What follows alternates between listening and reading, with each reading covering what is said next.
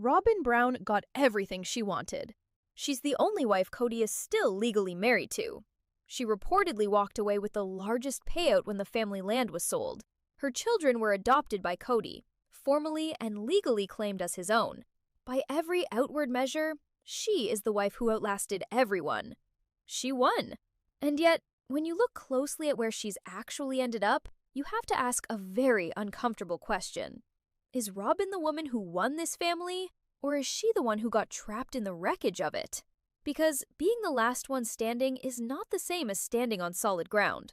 So tonight, let's put both cases on the table, the win and the trap, and let you decide which Robyn you're really looking at. This one is going to divide the room, and that's exactly why it's worth doing. Let me start by building the case that Robyn won, because on paper, it's a strong one, and it deserves a fair hearing. Begin with the marriage itself. 3 other women entered this family, and 3 other women left it. Meri, Janelle, Christine all left their marriages to Kody.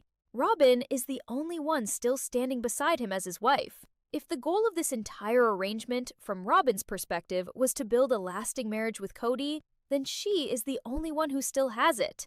She is the wife who endured, the one whose relationship survived the collapse of everything around it. In a family defined by departures, she's the one who stayed and kept the husband. By that measure alone, she's the winner. Then there's the legal status, which is no small thing. Robyn is Kody's legal wife. For years, she's held the one position that carries actual legal weight in a family where most of the marriages were spiritual rather than legal. And as we've seen play out in the money disputes and the property division, that legal status translates into real-world protection and real-world advantage. When assets get divided, the legally married spouse has a kind of armor the others simply don't. So Robyn isn't just emotionally secure in her marriage, she's legally secured in a way that the other wives never were. That's a concrete, tangible win. And then there's the money, which only strengthens the case. By the reported numbers, and I'll remind you, these are reported figures, not certified documents, Robyn walked away from the Coyote Pass land sale with the largest share. Something in the neighborhood of double what at least one other wife received.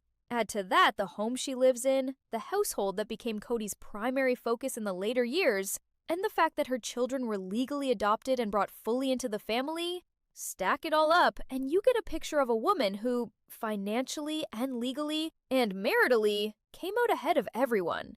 If this were a competition, and for years it sometimes felt like one, Robyn would be holding the trophy. So that's the case for the win, and it's genuinely persuasive. But now, let me build the other case. The case that Robyn is actually trapped, because I think it's just as strong, and frankly, I think it's the more interesting read. And it starts with a simple, devastating observation. 3 women looked at life with Kody, and 3 women chose to leave it. Think about what that means. The people who knew this marriage most intimately, who lived it for years, who understood exactly what being married to Kody Brown involved, ran. They rebuilt, and by every visible sign, they're happier now than they were inside it. So when you frame it that way, Robyn isn't the woman who won the prize. She's the woman left holding the thing that everyone else decided wasn't worth keeping. Let me push on that, because it's the heart of the trap argument. Christine left and became the breakout success story of the franchise. Remarried, glowing, living a life she clearly loves. Meri left and is reportedly in a new relationship, writing a book, rebuilding on her own terms, looking lighter than she has in years. Janelle, by many signs, is quietly building her own exit and her own independence.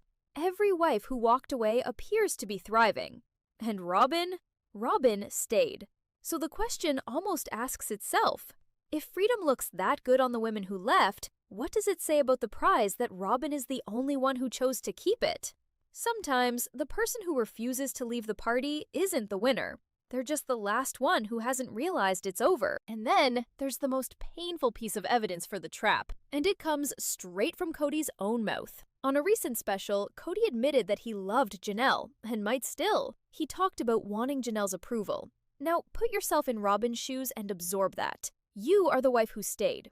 You are the one who outlasted everyone. And your husband goes on television and admits that he might still love a different wife, one who already left him.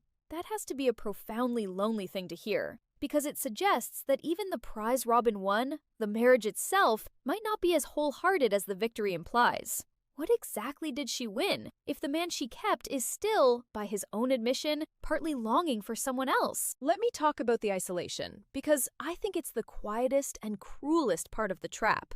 For years, whatever the tensions, this was a family full of people. Sister wives, even competing ones, were still company.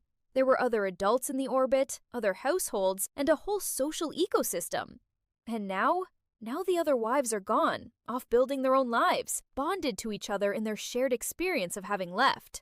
And Robyn is on the other side of that line. She's the one they left behind, in more ways than one. There's a real possibility that the wife who won the husband also lost the sisterhood, the community, and the social world that made the hard parts bearable. Winning the marriage may have cost her everything around it. Now, in fairness, let me steelman Robyn's position one more time, because I don't want to be unfair to a woman who may simply be living her life. It's entirely possible that Robyn is genuinely happy. It's possible she loves Kody wholeheartedly, that she's content in her home with her children, that she has no interest in the lives the other wives are building and feels no envy at all. From the inside, her life might feel not like a trap, but like exactly what she always wanted. Her husband, her family, her stability. We are reading her from the outside, through an edit, through our own assumptions. And it would be arrogant to declare with certainty that a woman is trapped when she might tell you, truthfully, that she's right where she wants to be. I have to hold space for that, because it might be true. But here's where I'll plant my own flag, and I want to be clear that this next part is my opinion, not a fact. I lean toward the trapped reading, and here's why. The win argument relies entirely on outward measures. Legal status, money, who kept the husband. The trapped argument relies on the deeper measures. Happiness, freedom, being wholeheartedly loved, having a community. And in my experience, the deeper measures are the ones that actually determine whether a life is good. You can have a legal marriage and a bigger check and still be the loneliest person in the family. Robyn has, by the visible evidence, won all the things you can count, and may have lost the things that actually matter. That's not winning. That's a very gilded kind of trap. There's a phrase that keeps echoing in my head when I think about Robyn, and it's this: be careful what you wish for. For years, the perception was that Robyn was the favored wife, the one who got the most of Kody's attention and resources, the one positioned at the center. And let's say that perception was accurate. Let's say she did, in some sense, get exactly what she wanted, which was to be Kody's primary and lasting wife. Well, she got it, and what the wish delivered was a husband 3 other women decided to leave, a marriage he's publicly admitted is haunted by feelings for someone else, and a position as the last one standing in a family that has otherwise dispersed into happier, freer lives. The wish came true. That's exactly the problem. I also think Robyn's situation is a kind of unintended verdict on the entire lifestyle. Because if plural marriage really delivered on its promise, if it really was the path to a fuller, more loving, more abundant family life, then the wife who ended up with the most of it should be the most fulfilled of all. Robyn got the most, and yet the most fulfilled women in this family, by every visible sign, are the ones who got out. That inversion is damning. It suggests that the prize at the center of this whole arrangement was never actually the prize. The women who walked away from it found the abundance. The woman who held on to it is the one left in the quiet. If that doesn't make you rethink what winning even meant in this family, I don't know what would. So where does that leave Robyn? And where does it leave us as we try to understand her? I think it leaves her as the most genuinely tragic figure in the whole story. More tragic in some ways than the wives who were hurt and left, because at least they got a second act. Robyn is still living as the first one, the only one, the one everyone else escaped. Whether she experiences it as a victory or a trap, only she truly knows. But from the outside, watching the other wives bloom while she remains rooted in the soil they all fled, it's very hard not to see a woman who won a contest whose prize turned out to be the thing nobody else wanted. And there may be no lonelier place to stand than at the finish line, holding a trophy, looking up to find that everyone else left the race on purpose because they found something better off the track. I want to address the villain question head-on, because you can't talk about Robyn without it. And I think how we handle it says a lot about us as an audience. For years, a large part of the fan community has cast Robyn as the villain of this story, the wife who schemed her way to the center, who engineered her favored position, who got everything at the other's expense. And I want to be really clear about something. That narrative, however popular, is a fan interpretation, not an established fact. Robyn has never agreed to it, and we are reading her through an edit designed to create drama. So, before we crown her the winner who trapped herself, we should at least acknowledge that the woman we think we're analyzing might be quite different from the real person. The villain edit is compelling television. It is not the same as the truth. But here's the cruel irony, and it ties right back into the trap. Even if Robyn isn't the villain the fans believe she is, she still has to live inside that perception. Imagine being the most disliked figure in a fandom of millions, fairly or unfairly, while also being the wife who stayed in a marriage everyone else left. That's a double isolation. The other wives, when they left, were largely embraced by the audience, celebrated for their independence, cheered on in their new lives. Robyn gets the opposite. She stayed, and she absorbed the public's frustration with the entire family, almost single-handedly. So, whatever she won, she also won the role of the family's lightning rod.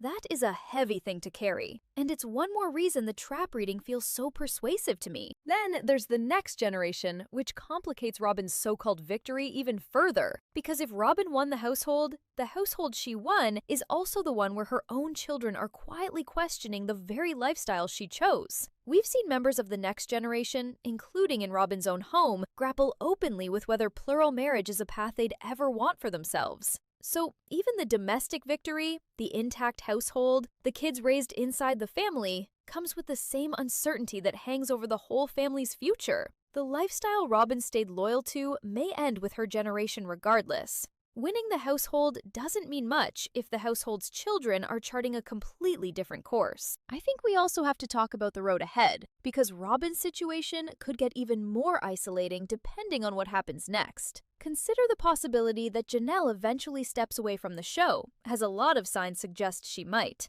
If that happens, the franchise is left with essentially Kody and Robyn, and a show that was once about a vibrant, complicated four-wife family would be reduced to a couple, the husband and the last wife standing. That's not just a smaller show, it's a spotlight that shines even more directly and more harshly on Robyn, with fewer other personalities to absorb the attention or share the scrutiny. The further this family disperses, the more exposed and alone Robyn becomes at the center of what remains. There's a psychological dimension to staying that I think is worth naming too, because it helps explain how someone ends up in a gilded trap without ever quite deciding to.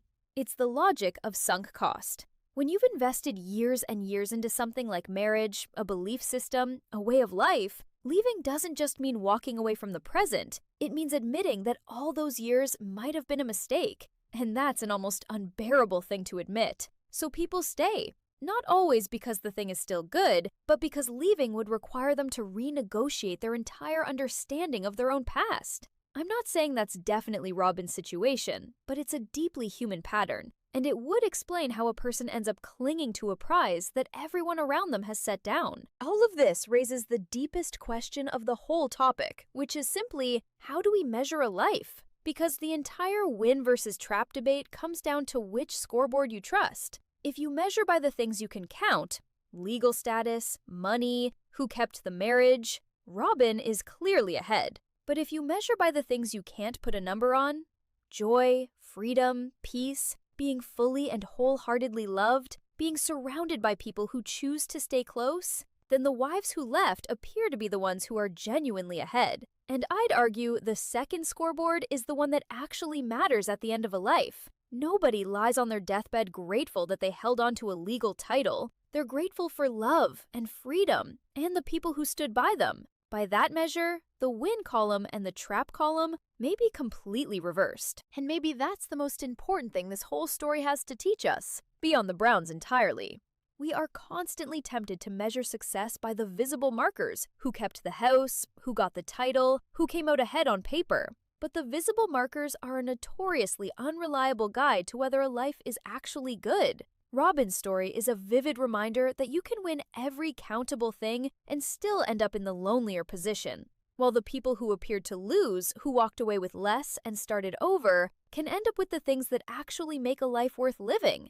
If Robyn's situation makes you reconsider what winning really means, then she's taught us something far more valuable than any tidy verdict ever could. And before I open it up to you, let me say one thing in genuine fairness to Robyn as a human being, because it's easy to lose sight of in a debate like this. Whatever she won or lost, she is a real woman raising real children, trying to build a life inside circumstances that were never simple. She didn't invent plural marriage. She entered a family that already existed, with all its complications, and did her best to find her place in it. So, as much as I find the trapped reading persuasive, I want to resist the urge to pity her or to mock her, because she may well be content in ways we can't see from the outside. The honest answer is that we're all just interpreting from a distance. Only Robyn knows whether she's standing in a victory or a trap. The rest of us are simply guessing, and we owe her the humility of admitting that. So now I really want to hear from you, because I know this is the one that splits the room right down the middle. Where do you land? Did Robyn win this family, or did she get trapped in it? Make your case, because both sides are strong, and I genuinely want to read the arguments. And here's the question I most want answered in the comments. If you were Robyn, knowing everything we now know, would you still choose to be the last wife standing? Or would you have followed the others out the door? Tell me, because the debate on this one is going to be incredible, and I read every single comment. If you want me to do a full deep dive purely on Robyn, her arc from the beginning to now, the favoritism question, the whole story told from her side, let me know, and I'll build it next. And if you appreciate that we genuinely argue both sides instead of just picking the easy villain, then do me a favor and subscribe, because fairness and depth are what we do here, and there is so much more of this family left to understand. I'll see you in the next one.